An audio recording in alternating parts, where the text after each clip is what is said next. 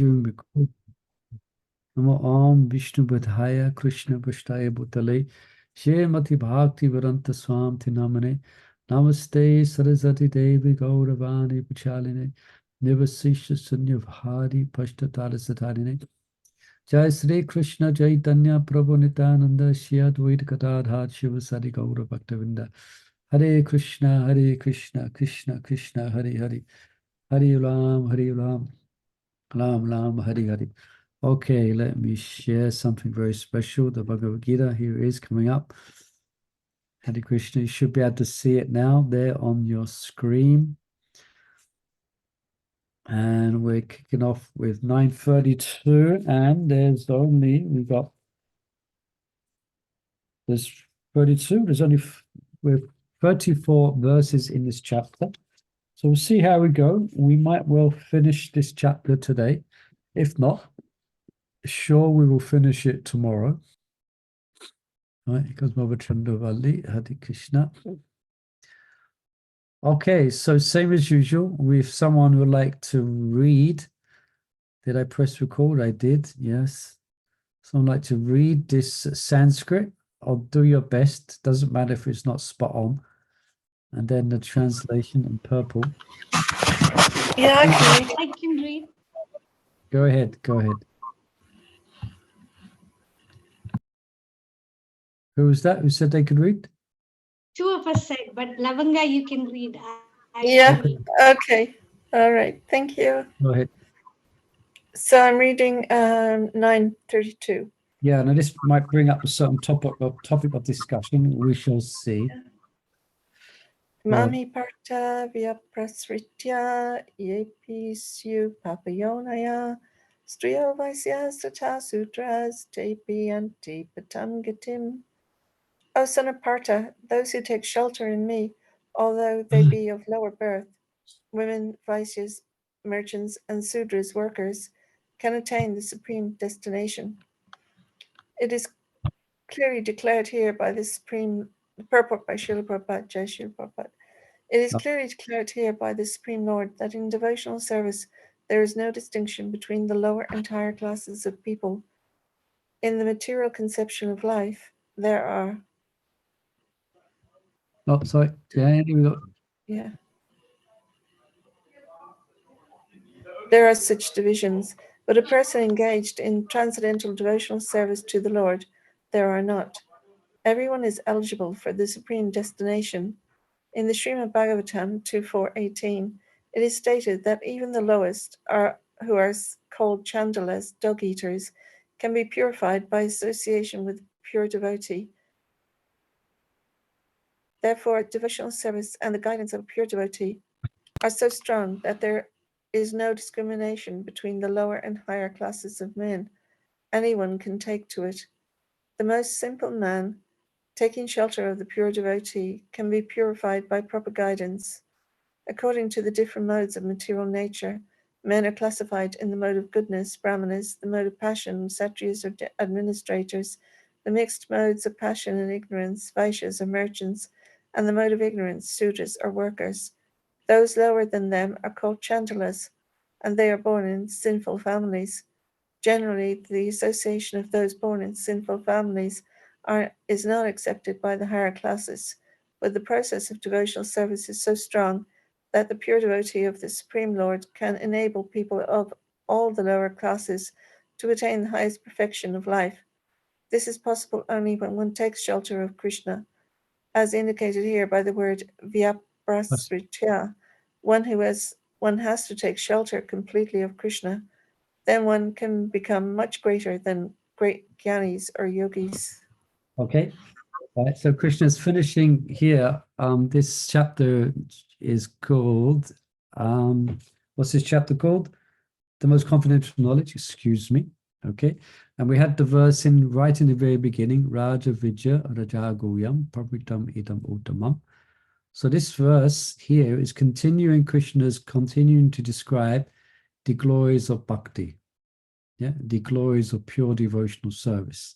And specifically here, how it is in absolute nature, it can purify everything and anyone.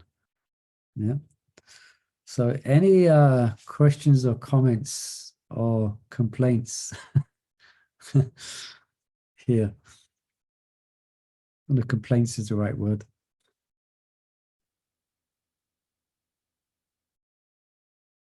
So everyone's okay with it, what's being described here.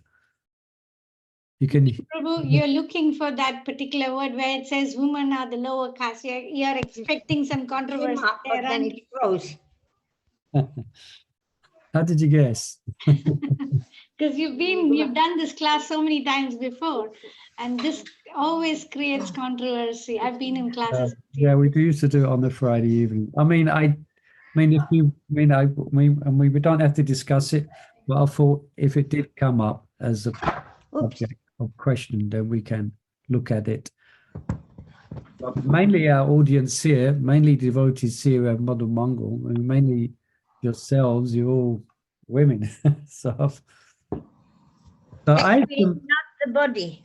yeah, well, not the body, Right. ultimately. But I came across something interesting. I didn't have so much time. I was busy today, but I did look beforehand, and often we find ourselves becoming an apologetic. Do you know this word? An apologetic. So if someone is presenting an apologetic discussion on Christianity, they have to answer a question on some of Christianity's teachings, which some persons take issue with. So it's called apologetics. So I think we have our own strain of apologetics, especially this day and age. I mean, I know of one person, not personally, but I have a friend in Scotland who's preaching much the same as here, but he does teaching online. So we share notes and we discuss, and he does readings with groups as well.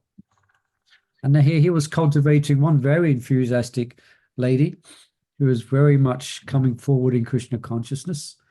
And then she came to these quotes from Prabhupada about women, and she backed away from the path of devotional service. Wow. It was too much for her to digest. So I think from the sake of being able to answer persons' questions about this, it might be good to understand. Now, I came across something just came across it just today. It's amazing, by Shuddha Swami's commentary on this verse. Now, from the Vedic perspective, as you know, in a Vedic setting, we know that women were very much were still to some degree, still, hopefully, in those who are aware of Vedic culture, that women, but not just women, everyone had great respect for everyone. Yeah. There was no, as such, envy or competition. For instance, the Sudras didn't envy the Vaishyas, and the Vaishyas didn't envy the Kshatriyas. I guess there were some exceptions. But in general, everyone's happy to actually play their role. So that's just one observation. And another observation is that none of our acharyas, because what I often do is I read the commentaries of our acharyas before this particular reading, and also my other readings as well. None of the acharyas discuss this. It is not an issue for them. It is not a social issue, but times have changed. So it's often a social issue. But one perspective I'd like to give here is that for the point that women played a natural role in society, in a Vedic society, as we know, as mothers, as narrators and mothers, etc. And they were very comfortable and function as a major contribution to society, in many, many ways, but they didn't, as a rule, study the Vedas. So Siddhar Swami mentions that those who didn't, in other words, bhakti can purify even those who do not study Veda, and that's women. They knew Veda from culture. They automatically imbibed Veda through culture. Yeah? But the husbands were the one who, the husbands in the Brahminical family were the ones who would know Veda and recite Veda and learn Veda. There was no, I guess there was exceptions, no doubt, but it was generally the women. So when it says here, O son of Pritha, those who take shelter of me, as though they be of lower birth, women. So Siddhar Swami does it now. When we hear lower birth women, automatically alarm bells start ringing. In Kali Yuga, like in today's modern age, considering the history of women's liberation, etc., and what they call it, and the look at it today. No one likes to be, what's the word? Discrimination of anyone in any way can be seen as, is that seen as very bad, where we have Black Lives Matter. Anyway, you get the picture where we are today. So when people read this, they are reading it through the lens of today. So even Prabhupada, Prabhupada, by persons outside of bhakti, they accuse Prabhupada of being, what's the word for those who don't like women? Misogynist, is that right? Yeah, misogynist. Yeah. They they make that mistake. But you speak to any Prabhupada lady disciples, and they will go to great lengths to explain how Prabhupada had great respect and admiration for his women disciples. For Prabhupada to be labeled as a misogynist is obviously coming from a platform of ignorance of Prabhupada himself. But it's coming from statements like this. But point I'm making here, let's just read it another way. O son of Pritha, those who take shelter of me, as though they be of lower birth, women who do not study the Vedas, Vaishyas, merchants, because merchants may have it. Sudras definitely don't study the Vedas, workers, and the merchants, they're not, their caste is not Brahminical. Everyone can attain the supreme destination. Anyway, that's my little thing on that. As of just half an hour ago, it just came to mind. It's probably aspects of it which I might not have covered. But how does that sound? Any questions or comments on that? It is not to degrade the position of women. It's just women as a social class didn't necessarily study the Vedas. So that's one apologetic on this. Any comments? Is it because they got the blessings from the husbands? If the husbands were doing the devotion and the rituals, they automatically got the blessing. Because they supported the husband to do it. Yeah, that's there as well. And the husband will wear a Brahmin thread, and he would wear a thread for himself, and he would wear a thread for his wife as well. So there'd be 6 threads. Normally for brahmachari, Vedically, then the Brahmin thread is just 3 strands. And then when they would get married, they would wear another strand. So therefore, so that indicated that all the rituals that the husband would do, etc., all these samskaras that he would lead, then the wife shares in the benefits of that. So in one sense, she's got it easier. Anyway, so I was thinking of the Yagnik Brahmanas, you know, they studied, they were doing so well with their puja and everything, and the wives are supposed to be not studying, but then when Krishna sends devotees, see how the devotion. So ladies have got this kind of internal. Yeah, yeah. So that makes it favorable for devotional sentiment. Or and the Prabhupada says there's one purport where Prabhupada says that in any social gathering, women by nature, I think he mentions the word more soft-hearted than men. They will come. There will be many more women in a religious function. Many, and you see that in India. Come to bhajans or and Prabhupada gives credit. He says, yeah, just women are by nature more devotional. So anyway, it sounds like no one's got any burning grievances here. Yeah, but now in ISKCON, that the Matajis don't want to be called Mataji, they want to be called Prabhu.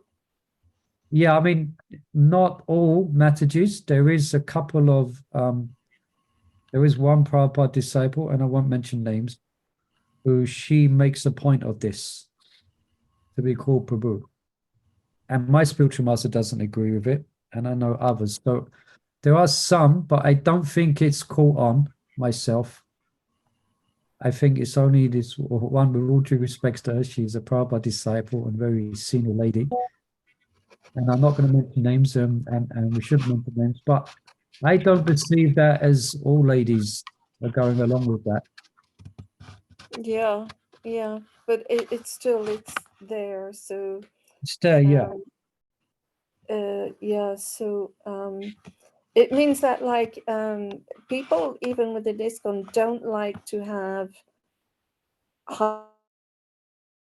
hierarchy in some way, it's just intrinsic in modern age that hierarchy is wrong.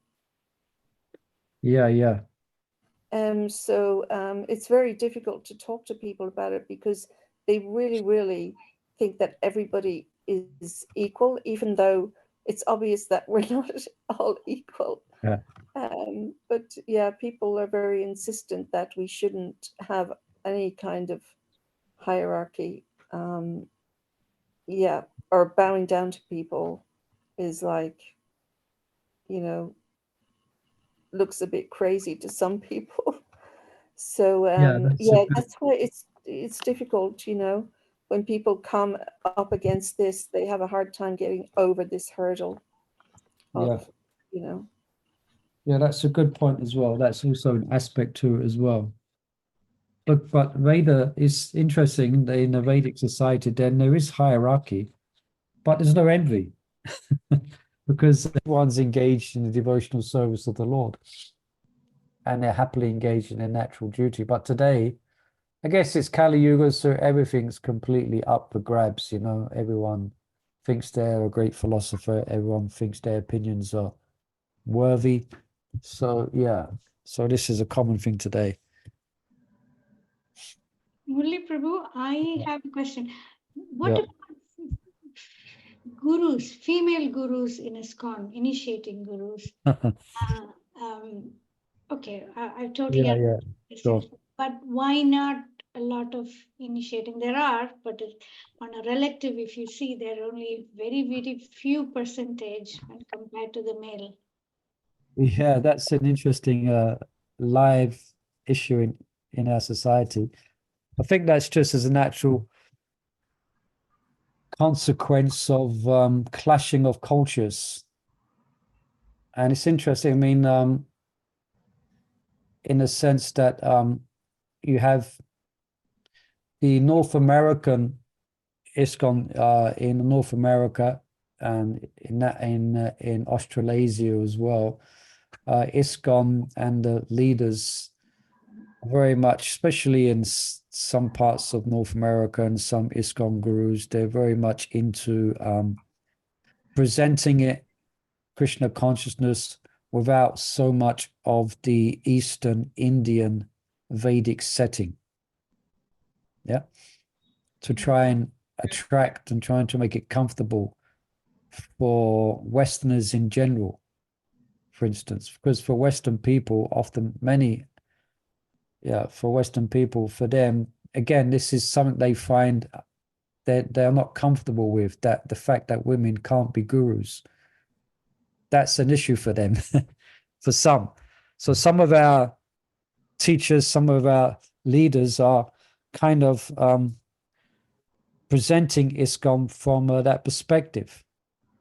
But then you have the other side, where ISKCON India is becoming very, very powerful, very, very prominent in India itself. And they're going back and they're embracing Vedic culture with no problem at all. You know, and there's thousands of people that becoming, so many temples are coming up. And for them, the fact that women can become gurus goes against the traditional Vedic setting. It goes against Vedic culture. It doesn't mean they've got something against women. Sometimes it's presented like that. So we're in this position where ISKCON have these two social constructs, and it's quite interesting how the discussion goes and where Pacific gurus may take a stand on it. So as long as devotees stay respectful of each other, and the conversation should continue, I think, just speaking it through. But it's when devotees start becoming disrespectful, you know. For instance, there's some gurus who presenting this traditional Vedic culture where women wouldn't play the role. Generally, there were exceptions, as we know, and these exceptions are often brought up. Nityananda's wife, Jahnavi, is one. Mm-hmm. But generally, they would not play that role of guru. And even Janava, she played that role not as you would see a man play the role of guru. She would still play the role of a woman, but she would be the teacher ultimately of the Siddhanta, being a self-realized soul. So, where am I going here? I think if the discussion stays respectful, I think we're just going to see it keep on being discussed, because there are quite, my Guru Maharaj gave a presentation on it. I don't know if you've seen that. Yeah, it's 45 minutes he speaks on it, and he gives a message of someone who's not on the GBC anymore as such. He's what's it called? There's a word for one who gives advice when it's asked. Anyway, Meturush. He's Emerus. Emerus, yeah, Emerus. Yeah. And he's given his position on it, and we have Mava Lavanga Lataka here, and we all know, Bhakti Vikash's Maharaj's take on it. He's more like, and my Guru Maharaj is on the side of the original Vedic setting, and he's on the side of he doesn't think ISKCON is ready yet to really, basically he doesn't, what do I just say, that he doesn't believe, or he doesn't think there should be women Diksha Gurus, or if they should be, or if there is, then they would be very few. And he's got his reasons for that. But then we have other spiritual masters who are very much for it. So perhaps we better just... I think that they shouldn't be, because women's role. Each person has their own role, women, men, and that makes a society. You came into Krishna conscious, Prabhupada's teaching, big culture. What was it like in what his mother did, what his sister do? Vedic. So now, just because Kali Yuga's going along, and because women want to be something. There's some things women can't do. They just have not got that intelligence. I think they might have the intelligence. I think that, I mean, there is some very powerful women in our society who are very, very, very learned, very, very realized. Women are emotional. Yeah, but they're very, very learned and very, very, and they act as gurus, teachers and guides, but they act as shiksha gurus. Yes. They don't act as shiksha gurus. Like Mother Devaki, she's an interesting person. Yes. She's very much into Vedic culture, and she's a preacher, and she's knowledgeable, and she gives so much shiksha. So she's acting as a guru. And if you ask her about becoming Diksha Guru, she says, "Oh no, I don't want to do that. No. Why don't I just give shiksha, just give instruction, give instruction. And those instructions are from the teachings of Srila Prabhupada. Yeah. So, there's nothing for her that I want to be a guru or something like that. She's just teaching what Prabhupada's teaching. Yeah. So, Anyway, any other Mother Sudamani? So that's my take on that. I'm just like sharing the social issue in our ISKCON society. You're silent. Yeah, but I agree as well with Chandravali Mother that women are better suited to supporting rather than being a guru. I think they shouldn't be gurus, but that's my take. I think there might be exceptions, and it seems somehow or another it's that's how it's. I mean, it's not something that's happened naturally and organically, and hundreds of women gurus everywhere. Because I think that's just the nature of most women, is they would rather not play that role. Some, yes. Anyway, and I don't think we're gonna. I mean, the GBC have been discussing this for 20 years, and I don't think we're going to come to a discussion. Yes, our little group. We're not going to solve the problem. All right. But the main thing is point in question. This question comes, if you're giving a class or if you're somewhere. Yeah. This question is always raised, and I don't know the answer. Yeah, I'd say one way I've been answering questions like this is to admit the discussion in ISKCON. If I'm in a class and someone goes, "Why don't women become gurus?" And I say, "Yeah, that's a good point. That's a discussion that's going on in our society, and there's different views on it." And leave it there. Yeah. Just be honest. Well, that's not honest. That's just being like coming out of it without being on either side. Yeah, I mean, when you got to be careful of. Yeah, that's why it depends who you're speaking to and what's the forum and who the people there. I mean, I said that, but I would give my opinion, and my opinion follows after my Guru Maharaj. But like, I wouldn't stand up and say I'm right. I would just stand, this is according to my understanding that women don't play that role. They play another role. And it is a live discussion in our ISKCON society. And that kind of satisfies them.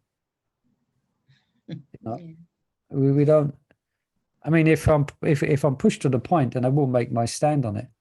Yeah, because stand on it. It's culture, what women's role is, and they're suited to their roles, and they're very comfortable in those roles. Yeah, and they can do that. Men's role.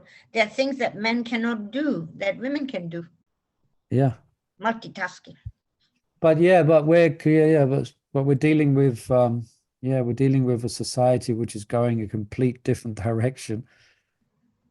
But it's interesting, again, on that point, you see ISKCON India, they take a really strong stand on this. Even there was threats that ISKCON India will split from ISKCON the rest of the world. You'll have two ISKCON societies. So members of GBC are desperately trying to stop that happening because of this divergence of opinions. So anyway, and they weren't going to have if there were any female gurus, they weren't going to allow them in the temples. And there was some discussion about if someone from India was in the West and got initiated by a woman guru, would they be allowed to do service? Like, Yes. it It's very was the whole thing. So it was really, really, it was so complicated, the whole yeah. scenario. And that's, I think, why there was one woman lady devotee who started initiation, and then they stopped it for She some got reason. stopped. It started and then it stopped, which is really bizarre. Yeah, so it just goes to show it needs more time, it needs more discussion. Perhaps it might, I don't know how it's going to go. But let's get to the point of this verse. I thought I'd bring that up just in case any devotees had any questions on this, how to present it. But I mean, it's there, it's a discussion in our ISKCON society. Yeah, but at that point, I didn't make that point again, that there are some very powerful, I mean, there's ladies are they can teach someone to be Krishna conscious. They can do everything. Yeah. As Siksha Apart Gurus. from that. Yeah? As Siksha Gurus. Yeah, she says Shiksha Gurus, yeah. Part of culture, training young people. But main point here, I think, that's why Prabhupada, main point here from Krishna is that everyone can be purified. And I've just added that point that women are here, labeled here, because like they didn't study the Vedas. They're only considered if you study Veda, then you can become purified. But I heard somewhere, Murli Prabhu, I don't know, but I heard somewhere, or I read somewhere, Prabhupada said it's not women in ISKCON. This is not meant for women in ISKCON. Yeah, women in ISKCON are transcendental. That was what Prabhupada would. Yeah, Prabhupada said that. Yeah. He would be quite, what's the word? He would be quite charitable. Yeah, because obviously he would make these statements in classes and he would see the faces of some of the women when he make these statements. But we're dealing with spirit, soul. So yeah, we accept there's differences, but let's just take the main point here from Krishna, that anyone, read this again. Like I say, sorry, I'm scrolling back and forward and up and down. O son of Pritha, those who take shelter of me, though they be of lower birth. So in other words, they're not great Brahmins or doing austerities. It doesn't matter. Though they be lower birth, from that perspective, women, Vaishyas, merchants, and Sudras workers can attain the supreme destination. So we can attain the supreme destination, no matter who we are, what we're doing. If we take the devotional service with all sincerity, then we can go to Goloka Vrindavan. Yeah, we can practice bhakti. Yeah. Murli Prabhu, the point that I take from Srila Prabhupada here is, in India, there's also a great this thing about nobody else, only the Brahmins can worship. So maybe Prabhupada is making it very clear that it's just not for Brahmanical, everybody can attain. So he's actually more coming forward saying that, spiritual realization is for everybody, or self-realization is for everybody. Yeah. Because there is a lot of stigma around women doing worship on altars. No, not that. Anybody else other than the higher class can attain spiritual knowledge. Oh, yeah. A lot of stigma that lower people or lower class cannot read Vedas, cannot read Sanskrit, are not allowed, can't enter the temple, or so many like that. He is breaking that barrier and saying that anybody and everybody can have spiritual knowledge. I think it's the other way around. Yeah, from that perspective, and that's what Prabhupada has done that. Because India has this stigma of the caste system. And actually started with Lord Chaitanya himself. He was criticized by Brahmins for engaging and then Bhaktisiddhanta Saraswati Thakur as well. So this is a good point as well. That so there is no restrictions. Anyone, and even Prabhupada, there's a whole history as well. He gave Brahmin Diksha to women as well. and so everyone can engage in worship. Actually, now there was because I'm on the DD worship, DD worship thing. What's it called? The DD worship ministry, and there was some, and it's quite the only reason that's maintained at the moment is because of the stigma in the greater Indian society to like show that ISKCON's following. But generally, a lot of times, actually, I know for a fact that the women are doing lots of worship in Mayapur behind the curtains. Yeah. No, it's not the worship, Murli Prabhu. I remember when I was young, there was a big sannyasi coming, and then other people who are not Brahmin or born in a Brahmin family cannot be in that place. Really? This is just 20 years ago, not much longer, 30 years ago. Really? You're not touched because they consider it becomes contaminated or you're not supposed to. So I think Srila Prabhupada is saying that's not true. Anybody can take realization. Yeah, so that's a good, interesting point you're making there, that Prabhupada is not going along in that sense with the traditional archaic role of women, as far as seeing them as not being allowed in the place or the space where there's like a sannyasi or Brahmin. They can. And that's the gift of our ISKCON society to India. Totally. Yeah. Totally. Many thousands and thousands of ladies in our ISKCON society in India are, taking Brahmin and doing worshipping. And can read Bhagavatam, can read Bhagavad Gita, understand and work towards self-realization. That's the main thing. Yeah. And I guess we can look at that. That's what Lord Chaitanya came to give, isn't it? Everyone an opportunity to go back to Godhead. So to go back to Godhead means you have to be purified. And to be purified means you chant the holy name and you engage in worship, etc. And that's there for everyone. Jai. Lord Chaitanya Mahaprabhu ki jai. So, anything else we want to pull out from here? Okay.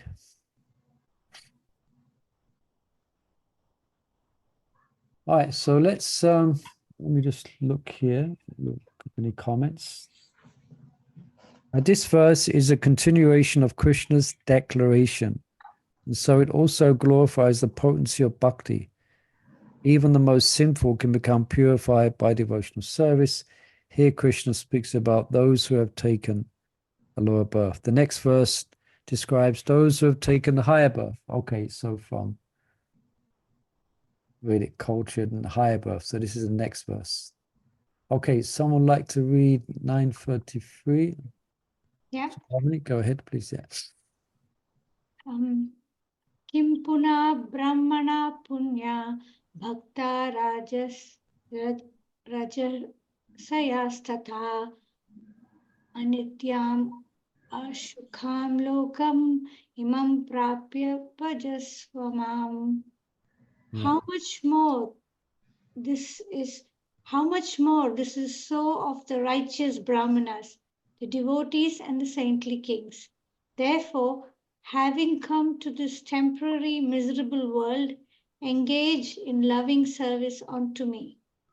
In this material world, purport, in this material world, there are classifications of people, but after all, this world is not a happy place for anyone. It is clearly stated here, Anityam Ashukam Lokam. This world is temporary and full of miseries, not habitable for any sane gentleman. This world is declared by the Supreme Personality of Godhead to be temporary and full of miseries. Some philosophers, especially Mayavad philosophers, say that this world is false. But we can understand from Bhagavad Gita that the world is not false, it is temporary. Therefore, there is a difference between temporary and false. This world is temporary, but there is another world which is eternal. This world is miserable, but there is another world which is eternal and blissful. Arjuna was born in a saintly royal family. To him also the Lord says, take to my devotional service and come quickly back to Godhead, back home. No one should remain in this temporary world, full as it is with miseries. Yes. Everyone should attach himself to the bosom of the Supreme Personality of Godhead so that he can be eternally happy. The devotional service of the Supreme Lord is the only process by which all the problems of all classes of men can be solved. Everyone should therefore take to Krishna consciousness and make his life perfect. Jai. Okay, thank you. So yeah, so what to speak of those who are engaged in Veda and Kshatriyas and saintly kings? The word for saintly kings, yes, Punya. All right. Any questions or comments here? This world is real, unfortunately, but it's temporary. Yeah. So Prabhupada is, as he often does, we'll have a dig at the Mayavadi conception. So just scrolling back. Yeah. Yeah. Anityam asokam lokam. This world is temporary. Yeah, I was reflecting on this actually today. Had to go for a checkup, an eye checkup, nothing serious, in hospital. I spent 5 hours in a hospital. But just was contemplating there of how many, how can I say, how much suffering there is in this world, how many hospitals there are, and all very, very busy. So anyway, the point is, this world is full of misery. Yeah. It's amazing how people just learn to accept it, isn't it? In one sense, it's good. They just get on with life, you know. But we should be a bit philosophical. Why is there so many hospitals? Why is there so much suffering? You know, why? Why? Is there something else? Is there somewhere else? And that's when one should become a Gyani, you know. One will take to Gyan yoga and start to get a bit philosophical.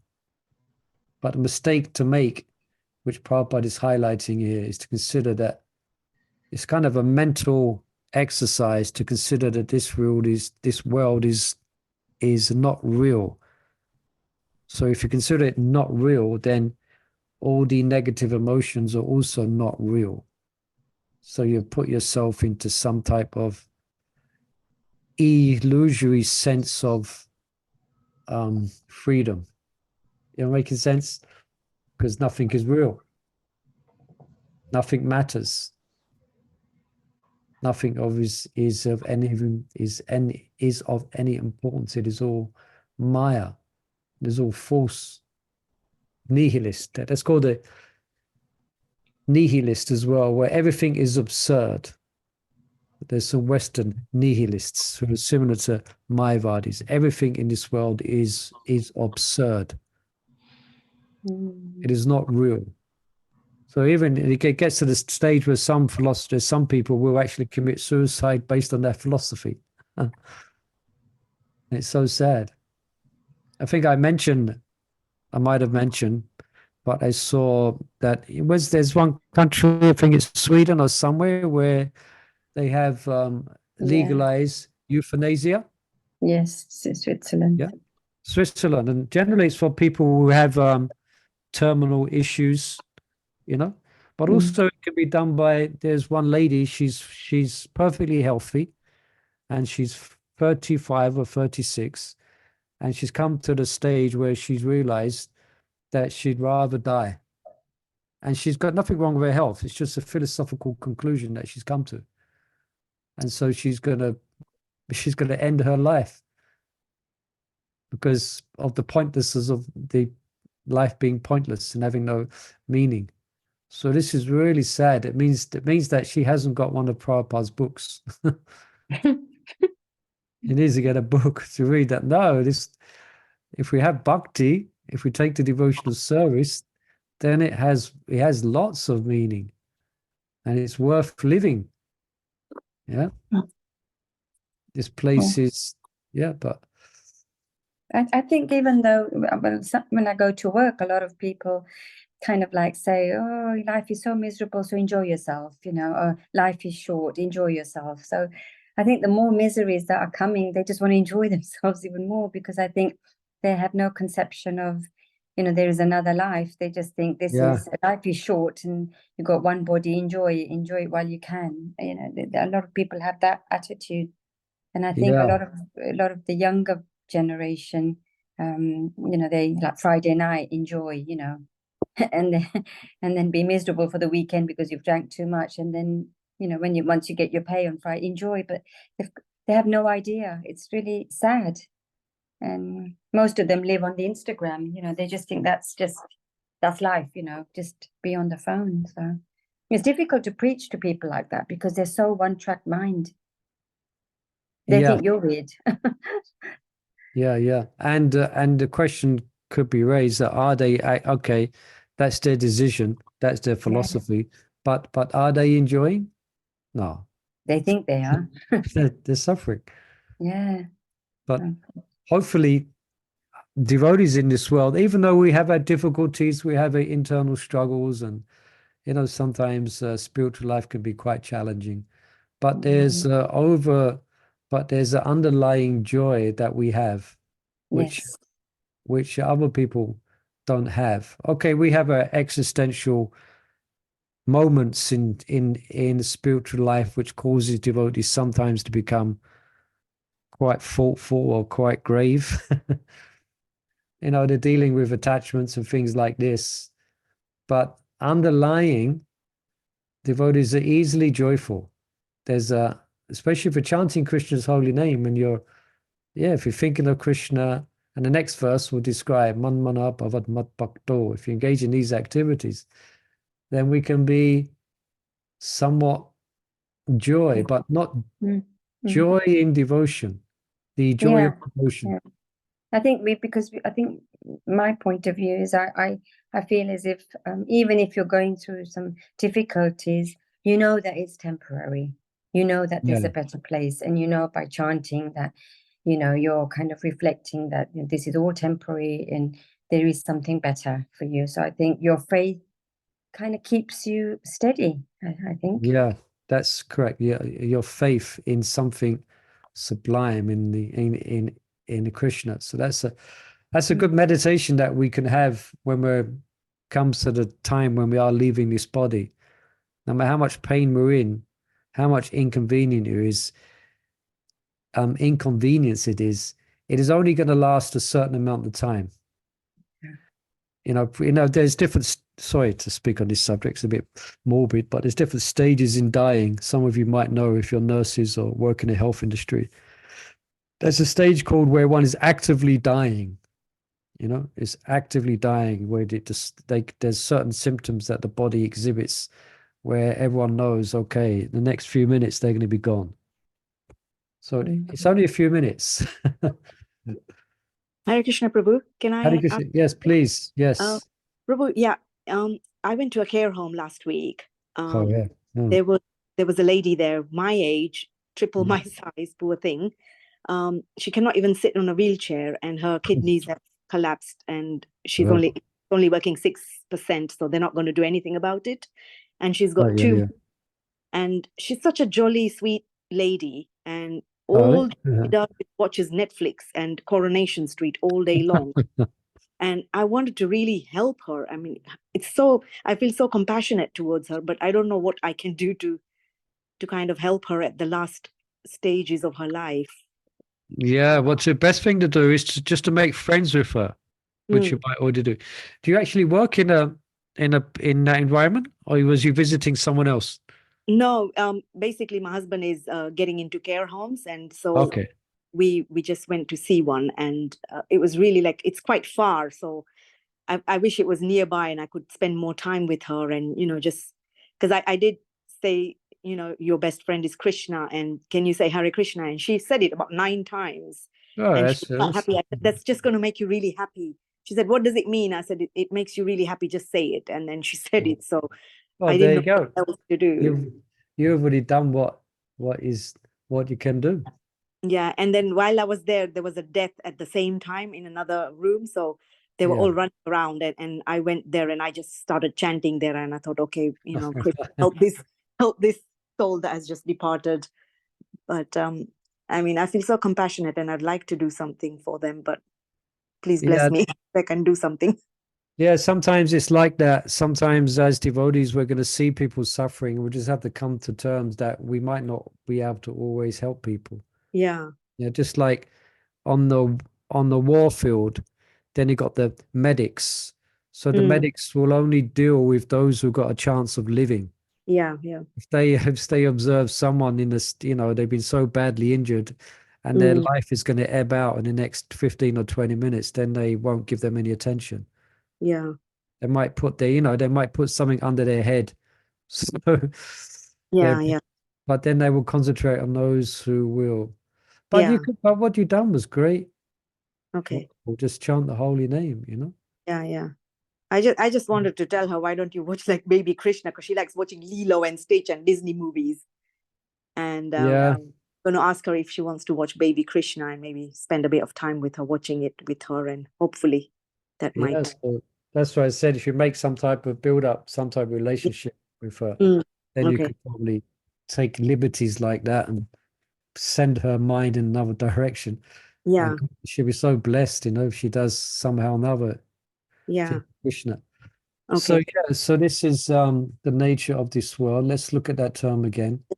Yeah. Papa mentions here aniccham, ashokam, lokam. So aniccham means temporary. Ashokam means, someone can say what it means. Ashokam. Without grief.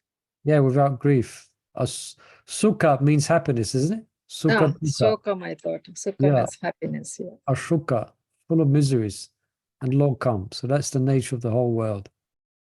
Yeah. So it is an abnormality in comparison to the reality of the spiritual realm, of which this material realm is like a small cloud floating in the great vast sky of the spiritual reality. It's only here that people die again and again and again. It's only here in the material worlds that people face unlimited trials and tribulations and sufferings, adibautic, adidevic, and adiatmic. It is quite alien, In the spiritual realms, then these things, it's Vaikuntha, the place where there's no anxieties. Wow. All right, what's the time? 57, 3 more minutes. 57. So shall we read this tomorrow? Man mana bhavat mat bhakto. Yeah, it's quite a lengthy purport. Yeah, let's. Adding to what Sita Vallabi Mataji said, everybody wants to enjoy in the weekend. I think for devotees, or say this is this life, I think for devotees, it's the awareness that no matter what, it is our karma that we are this thing, and we have the thing to hold on rather than create more karmas. So where people say, oh, how dare they did this to me? I'm going to fight. I'm going to do that. Yeah. And then entangle further on. Whereas having this knowledge, we think, okay, we just bite the bullet and say that this is our karma. We, rather react, we just respond and endure that. And that solves a lot of problems, because that gives the other person time for reflection, contemplation, and then suddenly it's not a big problem. But when we go in the spirit of fighting, then it catapults to something else. Yeah, that means we get entangled in the cycle of birth and death. We entangle our intelligence. Yeah, that's the Prabhupada. Krishna mentioned this in the very beginning of the Bhagavad Gita, in chapter 2, text 14, isn't it? Matra spasas to kuntaya, satusna sukha dukkata. And it's easy. It's one of the first. It's one of the teachings that we often first grab hold of. And as you mentioned, Baba, so Dharmani, that we can take shelter of that. Yeah, there's also, so let's make this like, let's simplify this life and try not to get entangled. You know, look out for the modes of material nature. Look out for it trying to get you entangled. Yeah, in fault finding or bickering or etc. etc. We have to kind of find, and the reason we do that is so that we can sit down and we can meditate upon Krishna and we can chant the holy name. Yeah, I was listening to a class problem as well that Krishna even gives. He's so kind, Krishna, that he even gives you signs that you know your time is kind of like coming near to death by giving you the gray hair, your eyesight starts to go, the hearing starts to go, and your teeth start to fall out. These are all signs that Krishna is giving you that now your time is near. You need to start thinking about me more. Yeah, Krishna he's giving everyone that, but for the non-devotee, then they take it's a great curse upon them. They become embittered with the realities. Well, some do. Some accept it graciously. Yeah. But many don't. Yeah. Yeah. So has anyone ever tried is when you've had a major disagreement with someone and your heart's got involved in it and you've got burning issues and you try and chant Hare Krishna? Oh dear. Difficult. It's so difficult. You just got this music going and being so obsessive compulsive thought at that time. Yeah. So that's why we should want to move in this life very carefully, not want to get entangled, so we can have a clear conscience and a clear mind for chanting the holy name. Stay Trinadi Sadechena. All right, Hare Krishna. Hare Krishna. All right, so let's finish tomorrow for sure. We'll finish this chapter, and then as we did for the last chapter, we'll read there's a nice poetic, what's it called? Gita Divine, a nice poem that really can show what we read in this 9th chapter, and we can read through that. And also we'll ask a couple of questions on this 9th chapter as well. All right, so get ready for that. See if we can remember the essence of this chapter. Yeah, as we finish tomorrow. And then we go on to 10th chapter, starting next Tuesday. Okay. So thank you, everyone. Nice to have you back with us. So Dharmani Mother, Hare Krishna, please join us again. We'll be having discussion tomorrow from 6 to 7, Bhagavad Gita, carrying on. Okay. Srila Prabhupada ki jai. His Grace Bhagavad Murli Gita Prabhu ki ki jai. jai. Lord Premanande, Hari Bol, Hare Krishna. Hari Bol, Hari Bol. Thank you. Hare Ram, Hare Ram, Ram Ram, Hare Hare.